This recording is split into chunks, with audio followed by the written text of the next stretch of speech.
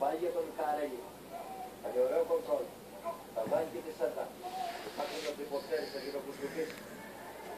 Πάσα που δεν είναι καλή. Για να προσπάθει να βρει τον Κλωναρίδη, τον Τριανταφυλόπουλο, αλλά πέρασε κάθε στη μέση από το πλοίο και κατέληξε πάγια όλα.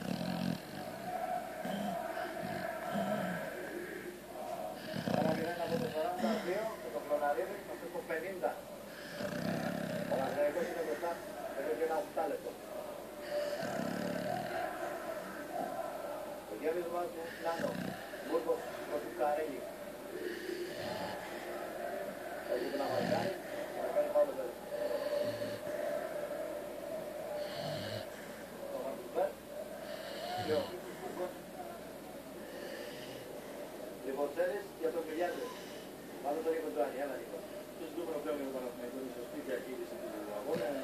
Παίξει το γκολ που ήθελε ο Γιάννης Αναστασίου. Ζητά βέβαια και δεύτερο τέρμα από τον Παναθηναϊκό να εξασφαλίσει την νίκη. Ζητά και προσοχή όμως τα αμυντικά καθήκοντα των Βάσκων, γνωρίζοντας πόσο επικίνδυνος είναι ο Νάνο για τον Μπέρν. Νάνο. Μπέρν. Με την αρχή είμαστε για τον Νάνο. Βάζει να παίξει τώρα δύο. Παίξει του Παναθηναϊκού. Θα αλλάξει πλάγια όλα.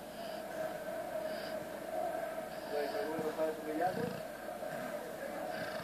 Προσέχασε. Την πίεση του Κλωναρίδη.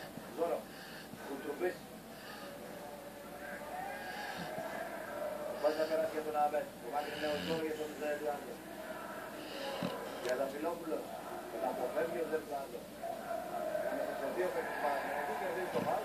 Δεν είχε πάνω σε τον Αμπέτ. Αλλά και στο φάουλ του τρέχει δική κάτω από τον Αμπέτ.